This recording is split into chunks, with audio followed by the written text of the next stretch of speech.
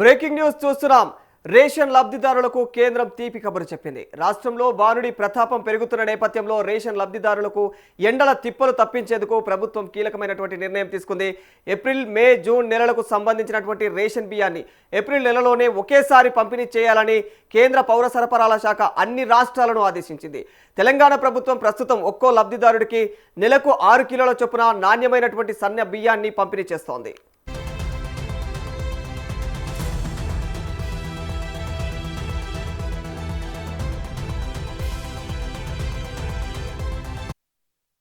మార్చి నెల నుంచే ఉష్ణోగ్రతలు భారీగా నమోదు అవుతుండడంతో వాతావరణ శాఖ హెచ్చరికల మేరకు లబ్ధిదారులు ప్రతి నెల రేషన్ దుకాణాల వద్ద క్యూ కట్టకుండా ఉండేందుకు ఈ వెసులుబాటు కల్పిస్తున్నట్లు తెలుస్తోంది.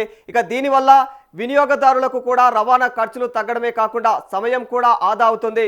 తెలంగాణలో 2023లో కాంగ్రెస్ ప్రభుత్వం అధికారంలోకి వచ్చాక ఆహార భద్రతా కార్డుల సంఖ్య గణనీయంగా పెరగడంతో ఈ నిర్ణయం లక్షలాది కుటుంబాలకు ప్రయోజనం చేకూరుస్తోంది.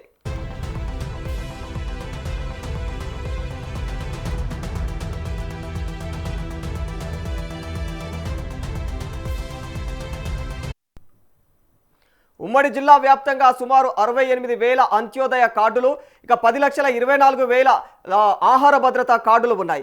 వీరికి 3 నెలలకు కలిసి మొత్తం సుమారుగా 71,000 మెట్రిక్ టన్నుల సన్న బియ్యం అవసరమవుతున్నాయని అధికారులు అంచనా వేస్తూ ఉన్నారు.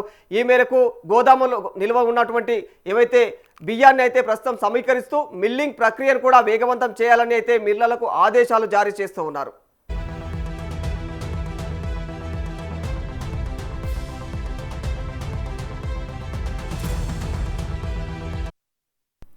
మూడు నెలల బియ్యం ఒకేసారి పంపిణీ చేయడం వల్ల కొన్ని ఇబ్బందులు కూడా తలెత్తే అవకాశం ఉంది. అంత భారీ మొత్తంలో బియ్యాన్ని నిల్వ చేసే సామర్థ్యం తమ వద్ద లేదని రేషన్ డీలర్లు ఆందోళన వ్యక్తం చేస్తున్నారు. ఒకేసారి 3 నెలల కోటా కోసం 3 వేలిముద్రలు వేయాల్సి ఉండడంతో ఇక సర్వర్ వేగం తగ్గి ఒక్క కార్డుకు 20 నిమిషాల సమయం కూడా పట్టే అవకాశం ఉన్నట్టు తెలుస్తుంది. మరి ఈ సాంకేతిక సమస్యలను అధిగమించేందుకు ఉన్నతాధికారులు చర్యలు తీసుకోవాలని లబ్ధిదారులు కోరుతూ ఉన్నారు.